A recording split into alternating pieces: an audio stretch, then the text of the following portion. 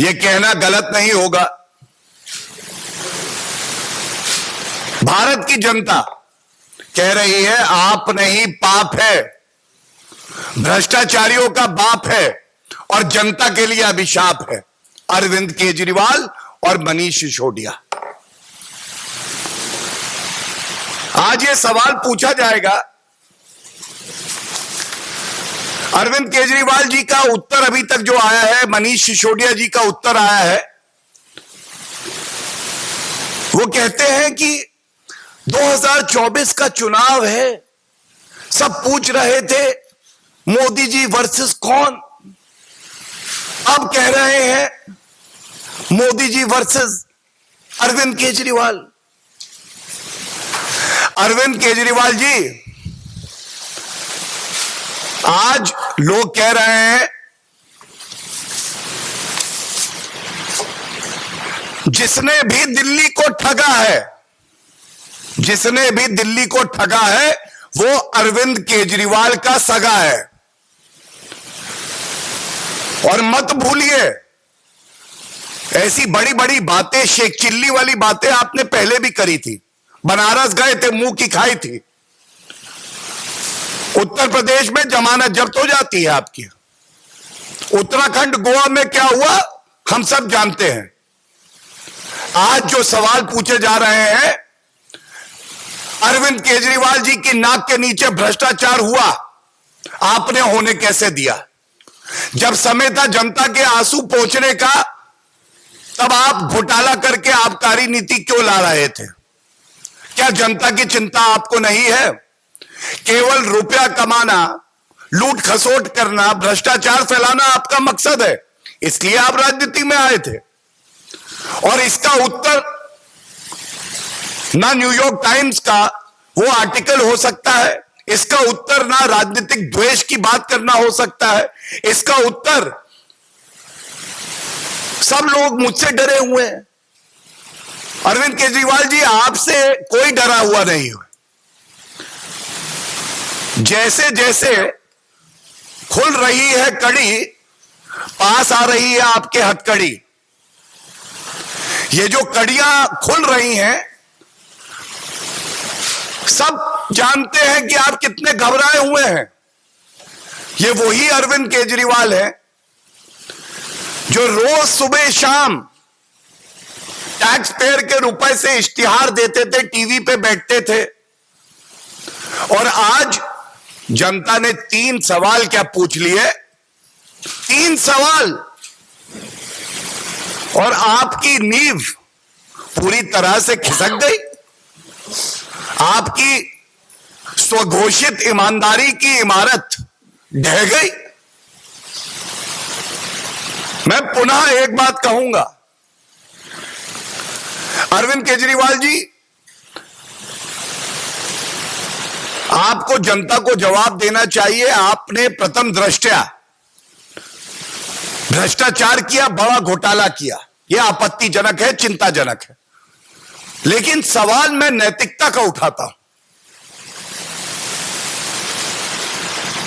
दिल्ली वासियों की जान इसलिए गई क्योंकि जब दिल्ली के मुख्यमंत्री को कोविड की दूसरी लहर में यह सुनिश्चित करना था कि दवाई मिले, बेड मिले, ऑक्सीजन मिले, तब आप ठेकेदारों से मिलकर यह तय कर रहे थे कि वो कितनी कमाई करेंगे और आपके पास वापस कितना आएगा। यह राजनीतिक नैतिकता का प्रश्न है। दिल्ली में शराब कुछ दिन ना बिकती, चल जाता, लेकिन आम आदमी को उसकी सांसें मिल जाती, यह जरूरी था, यह कर्तव्य था आपका। संविधान की शपथ इस बात की ली थी। इसके साथ मैं देखता हूं बार बार प्रेस कॉन्फ्रेंस हो रही है, और बहुत दुख हुआ मैंने जब मनीष सिसोदिया जी की प्रेस कॉन्फ्रेंस देखी और उन्होंने कहा भारतीय जनता पार्टी वाले कह रहे हैं हजारों करोड़ रुपए का घोटाला हुआ है, लेकिन एफआईआर कह रही है केवल 1 करोड़ का घोटाला है। आप इनकी नियत और सोच देखिए। घोटाले का भी जस्टिफिकेशन यह है कि यह छोटा 1 करोड़ का घोटाला ही लिखा है। तो मैं 2 बातें मनीष सिसोदिया जी आपको मुफ्त की सलाह दे देता हूं। पहली बात, जो एफआईआर में लिखा गया है ना, यह कोई इंसाइक्लोपीडिया नहीं होता है। ये जो पूछताछ हो रही है, जो तथ्य सामने आ रहे हैं, हर भारतीय को यह यकीन है कि जांच एजेंसी अपना काम कर रही है और सत्य बाहर आएगा। और मैंने कहा ना, जैसे जैसे जुड़ेगी कड़ी वैसे वैसे पास आएगी हथकड़ी। और दूसरी बात, घोटाला 1 रुपए का हो या 1000 करोड़ का हो, सवाल आज आपकी ईमानदारी का है। आपने जनता के पैसे से अपनी तिजोरी क्यों भरी? जब आप ये कहते हैं कि 1 करोड़ का केवल घोटाला लिखा है सीबीआई की एफआईआर में, तो आप कहीं ना कहीं ये कह रहे हैं घोटाला तो हुआ, लेकिन उतना बड़ा नहीं हुआ जितना भारतीय जनता पार्टी कह रही है। और राजनीति में ईमानदारी, विश्वसनीयता, यह आधारशिला है जो रिश्ता एक नेता का जनता के साथ होता है, जिसका उदाहरण आदरणीय प्रधानमंत्री श्री नरेंद्र मोदी जी हैं, हमारी पार्टी के राष्ट्रीय अध्यक्ष श्री जेपी नड्डा जी हैं। आपने उस विश्वसनीयता को तोड़ा है, इसलिए ये सवाल पूछे जा रहे हैं। और इस मंच का सदुपयोग करते हुए आदिश गुप्ता जी भी यहां है, संजय जी भी यहां पे है, हरीश जी भी है, मैं चुनौती देता हूं अरविंद केजरीवाल जी, अगर आप में थोड़ी सी नैतिकता बची है, 24 घंटे के अंदर, 24 घंटे के अंदर, यह समय बहुत है एक ईमानदार के लिए, आप केवल यह बताइए कि अगर आपने घोटाला नहीं किया तो आबकारी नीति वापस क्यों ली? 144 करोड़ की छूट आपने क्यों दी, जिससे कि सरकार के कोष को घाटा हुआ? 30 करोड़ का जुर्माना आपने माफ क्यों किया? और अगर आप, जैसा आप कहते हैं, कट्टर ईमानदार हूं और यह राजनीतिक द्वेष का मामला है, न्यायालय जाइए, न्यूयॉर्क टाइम्स नहीं, न्यायालय जाइए, मामला रद्द कराइए। हम भी सराहेंगे कि हमने जो आरोप लगाए उनमें सत्यता नहीं थी, यह मादा हम में है। और अरविंद केजरीवाल जी, आप अपना मॉडल बताते हैं, मैं एक बात जरूर कहूंगा, आज अरविंद केजरीवाल मॉडल का मतलब है आईएसआई मार्क की गारंटी से ज्यादा बड़ी गारंटी अरविंद केजरीवाल की करप्शन गारंटी, अरविंद केजरीवाल की करप्शन गारंटी। आया हूं तो कुछ तो घोटाला करके जाऊंगा। 2 प्रदेशों में सरकार, 2 स्वास्थ्य मंत्री, दोनों भ्रष्टाचारी, दोनों भ्रष्टाचार के आरोप में जेल गए। 100% करप्शन। और ये चाहते हैं जनता इनको मौका दे, जनता इंतजार कर रही है। आप जनता के बीच में जाइए, आपका सुपड़ा साफ हो जाएगा। पैरों के नीचे आपके जमीन नहीं है। गजब यह है, फिर भी आपको यकीन नहीं। और इस बात पे, इनके दोहरे मापदंड को उजागर करके मैं अपनी बात को खत्म करूंगा। यही अरविंद केजरीवाल, पंजाब के स्वास्थ्य मंत्री की शिकायत आती है, कहते हैं हमारे पास शिकायत आई है, और शिकायत आई है तो मैंने तुरंत स्वास्थ्य मंत्री को हटा दिया। सतेंद्र जैन, जिसको आपने कट्टर ईमानदार कहा था, वो 3 महीने से जेल में है, 3 महीने से। और आज ये कहना गलत नहीं होगा कि कट्टर बेईमान अगर कोई है तो वो आम आदमी पार्टी के अरविंद केजरीवाल, सत्येंद्र जैन और मनीष सिसोदिया है। और अगर पंजाब का स्वास्थ्य मंत्री आपने हटाया ये कह के कि शिकायत आई है, सत्येंद्र जैन को आज तक क्यों नहीं हटाया? मनीष सिसोदिया जो आज सीबीआई की जांच चल रही है तो वो इस्तीफा क्यों नहीं दे रहे? ये दिखाता है ये घोटाला जो है ये रुकता नहीं केवल मनीष सिसोदिया उर्फ एक्यूज्ड नंबर 1 पर, यह घोटाला जाता है भ्रष्टाचारी नंबर 1 अरविंद केजरीवाल के दरवाजे तक। और सीबीआई हो या कोई भी जांच एजेंसी हो, ये टीवी पे आकर दलील देना बंद करिए। एक बात जान लीजिए, कोई भ्रष्टाचारी होगा तो बख्शा नहीं जाएगा। कानून से ऊपर कोई नहीं है और अरविंद केजरीवाल जी आप भी कानून से ऊपर नहीं है। गलत अगर किया है तो अब आपके दिन जो बचे हैं वो गिनती के बचे हैं। आपके समक्ष जो मुद्दा केवल दिल्ली की जनता ही नहीं पूरे भारत की जनता बात कर रही है और कह रही है, उसी को आगे बढ़ाने आए हैं।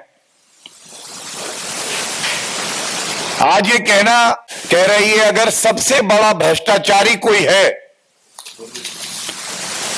तो वो दिल्ली के मुख्यमंत्री अरविंद केजरीवाल, मनीष सिसोदिया और आम आदमी पार्टी है।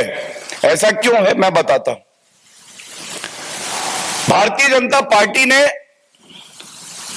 दिखाया कि एक विपक्ष की भूमिका सकारात्मक रूप से जनता के सवाल कैसे मजबूती से उठाकर अपनी जिम्मेदारी का निर्वहन किया जाता है। सवाल क्या पूछे? सवाल पूछे कि अगर आम आदमी पार्टी की आबकारी नीति सही थी तो वापस क्यों ली गई? जवाब आया, विदेशी समाचार न्यूयॉर्क टाइम्स पत्रिका कहती है कि आम आदमी पार्टी का शिक्षा मॉडल बड़ा अच्छा है। सवाल पूछा अरविंद केजरीवाल जी, कोविड की दूसरी लहर आई, श्री नरेंद्र मोदी जी के नेतृत्व में भारतीय जनता पार्टी पूरे देश की जनता के साथ खड़ी हो गई, दवाई सुनिश्चित करी, अस्पताल में बेड हो, ऑक्सीजन मिले। दिल्ली के मुख्यमंत्री की कलम को, जिसको स्वास्थ्य, चिकित्सा, दवाई, बेड और ऑक्सीजन पर ध्यान देना था, अरविंद केजरीवाल की भ्रष्टाचारी कलम आबकारी नीति में दस्तखत करने में लगी थी। मनीष सिसोदिया वो अकाउंटेंट बन के ये देख रहे थे कि आम आदमी पार्टी के खजाने में जनता के पैसे की कितनी लूट आएगी। आजाद भारत में, स्वतंत्र भारत में पहली बार ये देखा गया है कि वही शिक्षा मंत्री हैं और वही शराब मंत्री हैं। शिक्षा मंत्री भी वही है, शराब मंत्री भी वही है। और अभी गौरव जी बता रहे थे कि नई आबकारी नीति लाए, तो मैं बता देना चाहता हूं ये नई आबकारी नीति नहीं है, ये पापकारी नीति है, ये भ्रष्टाचारी नीति है, ये विनाशकारी नीति है, ये अत्याचारी नीति है, ये अनाचारी नीति है। ये दिल्ली में अरविंद केजरीवाल जो आबकारी नीति लाए हैं वो दिल्ली के लिए विनाशकारी नीति साबित हुई है, दिल्ली के लिए पापकारी नीति साबित हुई है, दिल्ली के लिए भ्रष्टाचारी नीति साबित हुई है।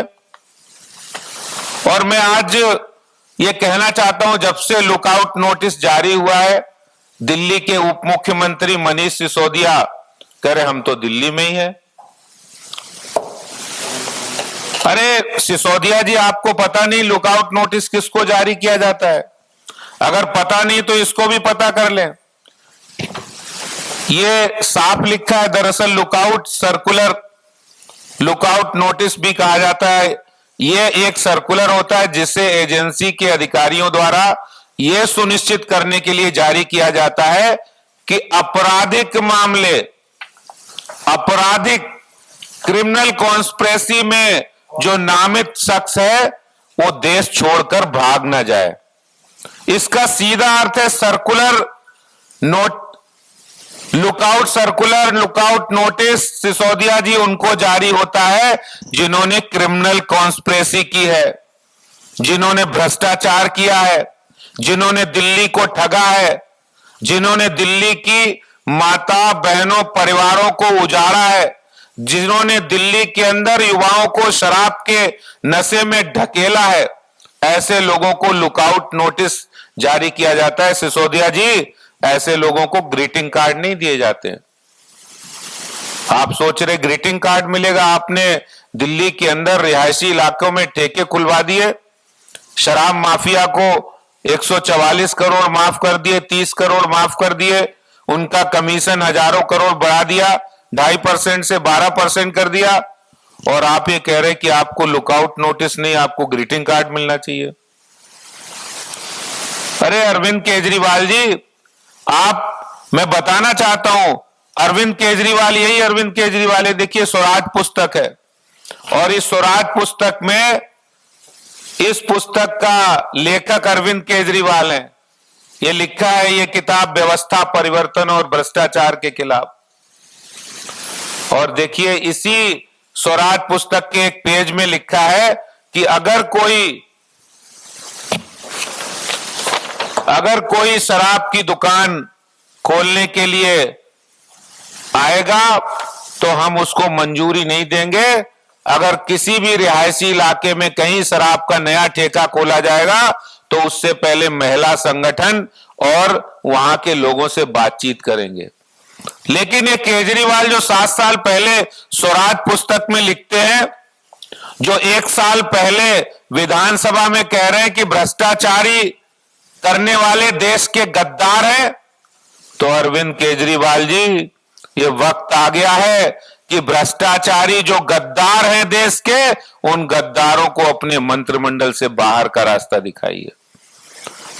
आम आदमी पार्टी से बाहर का रास्ता दिखाइए भ्रष्टाचारियों को, जो गद्दार हैं, ये देश के गद्दार जिसको आप खुद कह रहे हैं, उनको बाहर का रास्ता दिखाइए। पूरी उम्मीद है कि आप इस पर कोई सुनवाई नहीं करेंगे। क्यों नहीं करेंगे? क्योंकि आपके भी हाथ पूरी तरह उसमें रंगे हुए भ्रष्टाचार में, भ्रष्टाचार के में दलदल में आप भी फंसे हुए हैं।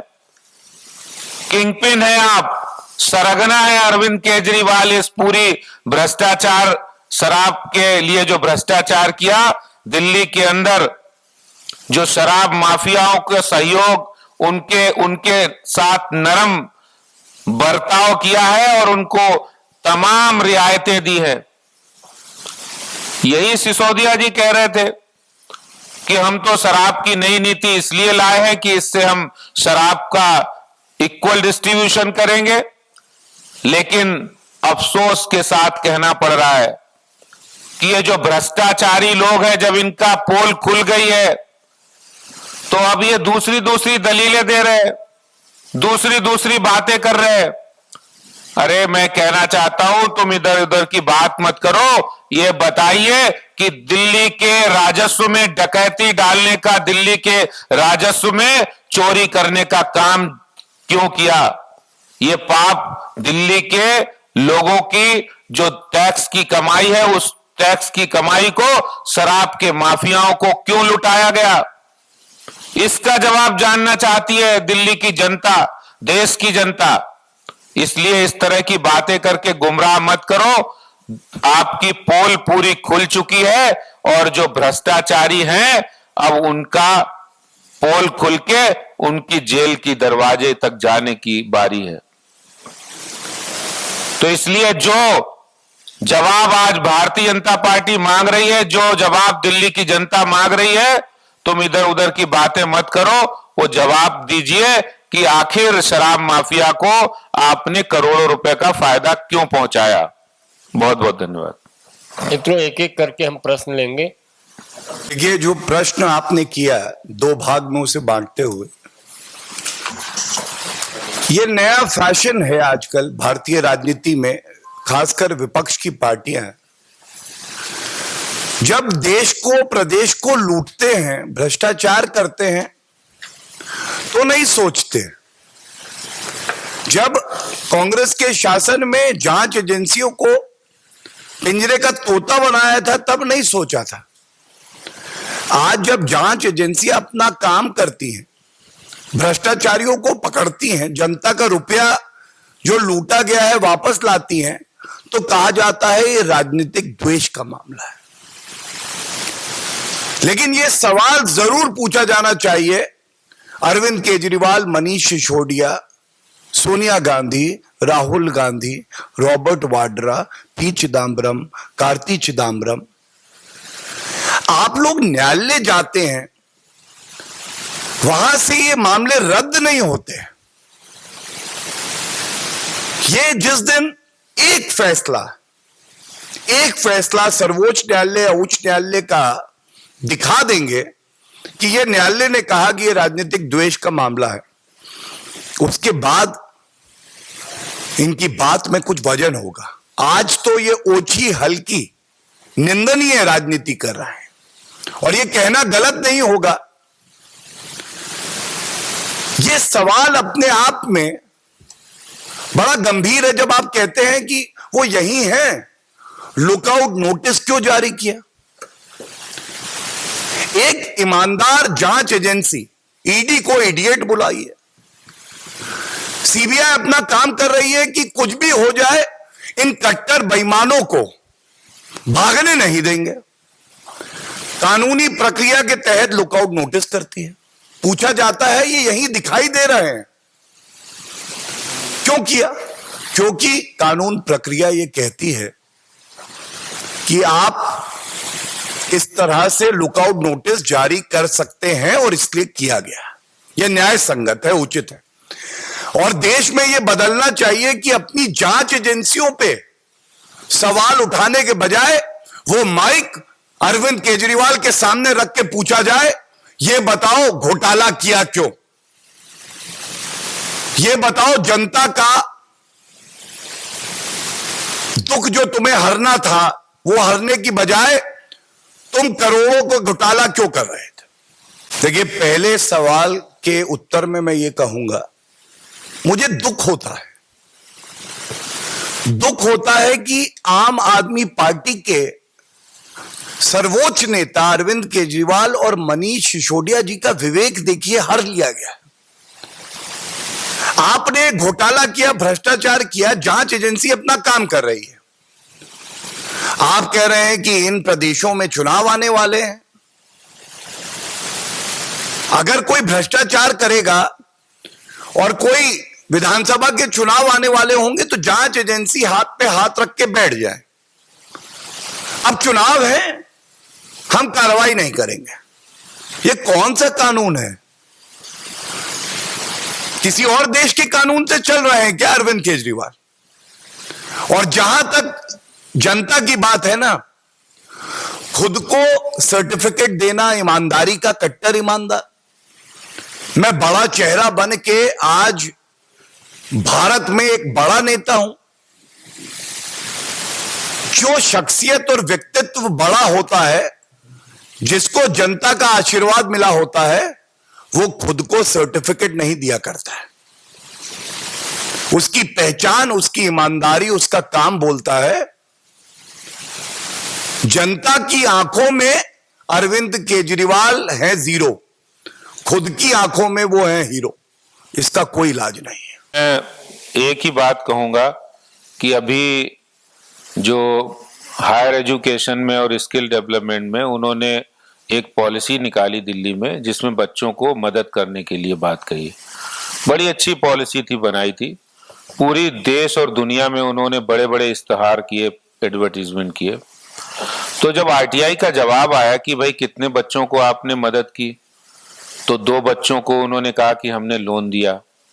लेकिन जब एक और आरटीआई लगाई तो यह है कि अप्रूवल इसमें 2 बच्चों को दिया गया था कि 2 बच्चे पढ़ाई करें, लोन दिया गया। लेकिन जब आरटीआई दूसरी लगाई तो डिस्पर्सल 0 था, यानी 2 छात्रों की सहायता के लिए उन्होंने अप्रूवल दिया लेकिन उनको सहायता प्रदान नहीं की गई। जब एक दूसरी आरटीआई लगाई तो इसी स्कीम का उन्होंने प्रचार इतना किया कि 19.5 करोड़ रुपया उस पर खर्चा किया। ये मैं नहीं कह रहा हूं, ये आरटीआई का जवाब है, मेरे पास आरटीआई भी है।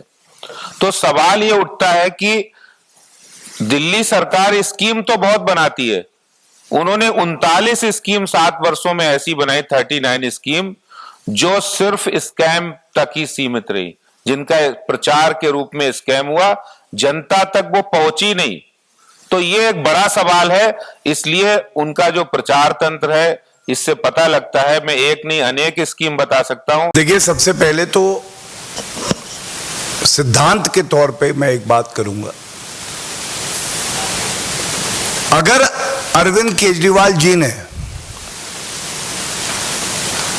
भ्रष्टाचार को बढ़ावा दिया है, जो प्रथम दृष्टया प्रतीत होता है,